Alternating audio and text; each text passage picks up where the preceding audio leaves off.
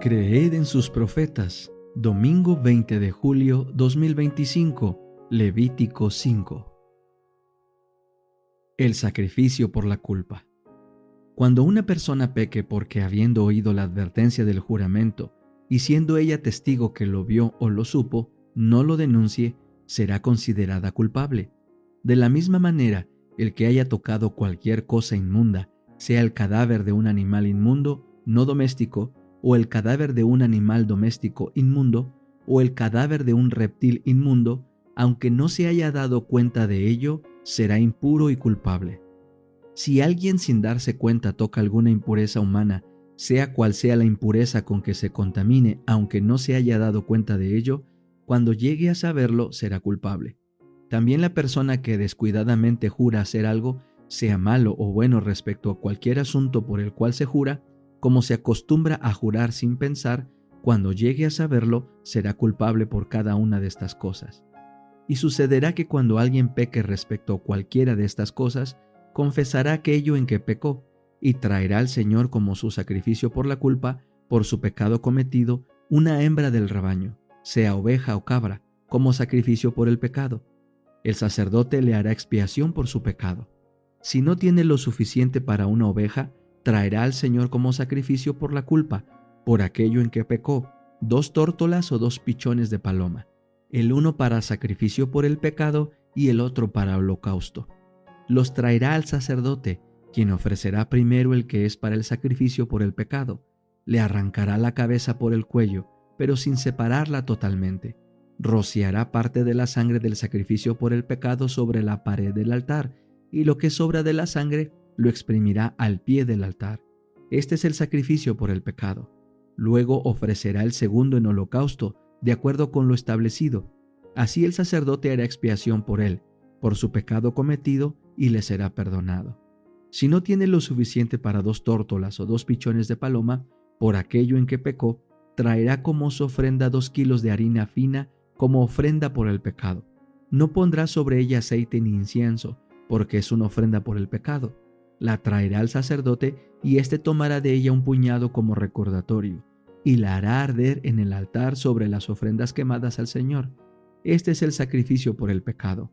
Así el sacerdote hará expiación por él, por su pecado cometido respecto a cualquiera de estas cosas, y le será perdonado. Lo que sobre será para el sacerdote, como en el caso de la ofrenda vegetal. Además el Señor habló a Moisés diciendo: si alguien comete una falta y peca por inadvertencia con respecto a las cosas sagradas del Señor, traerá al Señor por su culpa, como un sacrificio por la culpa, un carnero del rebaño, sin defecto, evaluado por ti en moneda del santuario.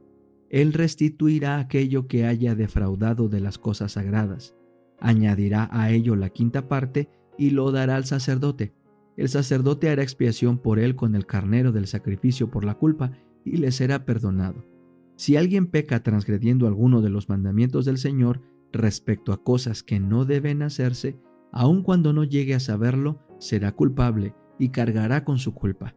Él traerá al sacerdote como sacrificio por la culpa un carnero del rebaño, sin defecto, evaluado según tú lo estimes. El sacerdote hará expiación por él, por su pecado cometido por inadvertencia, y le será perdonado.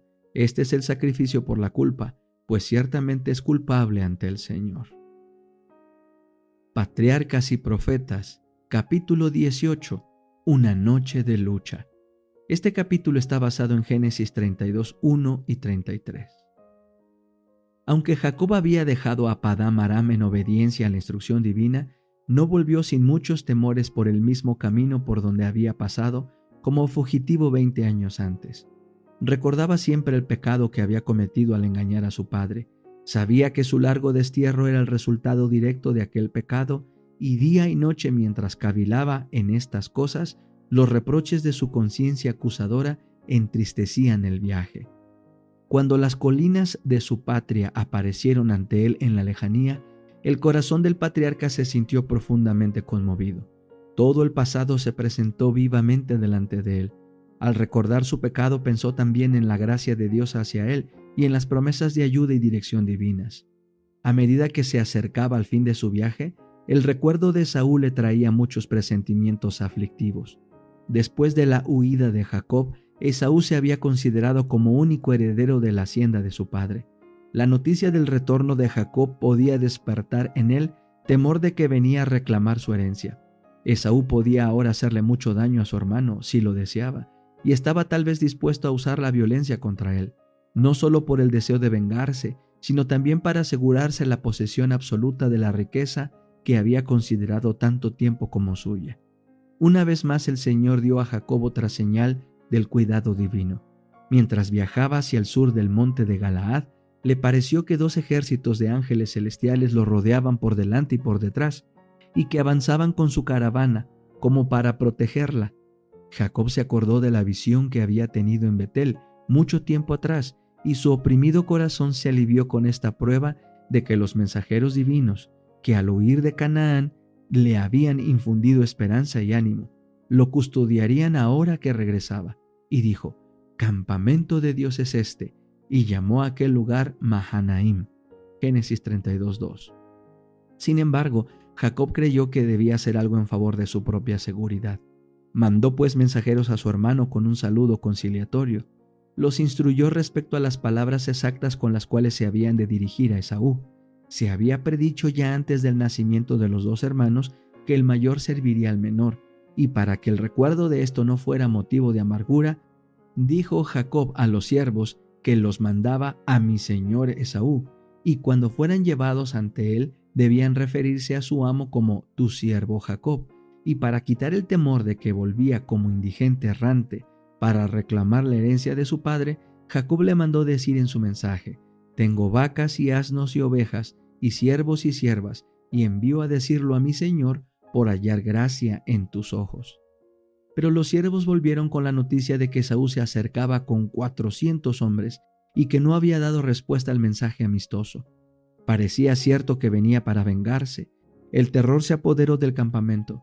No podía volverse y temía avanzar. Sus acompañantes, desarmados y desamparados, no tenían la menor preparación para hacer frente a un encuentro hostil. Por eso los dividió en 2 grupos, de modo que si uno es atacado, el otro tendrá la oportunidad de huir. De su gran cantidad de ganado mandó regalos generosos a Esaú con un mensaje amistoso. Hizo todo lo que estaba de su parte para expiar el daño hecho a su hermano y evitar el peligro que lo amenazaba, y luego, con humildad y arrepentimiento, pidió así la protección divina. «Jehová, que me dijiste: vuélvete a tu tierra y a tu parentela, y yo te haré bien, ¿no merezco todas las misericordias y toda la verdad con que has tratado a tu siervo? Pues con mi cayado pasé este Jordán, y ahora he de atender a 2 campamentos. Líbrame ahora de manos de mi hermano, de manos de Esaú, porque le temo, no venga caso y me hiera a la madre junto con los hijos».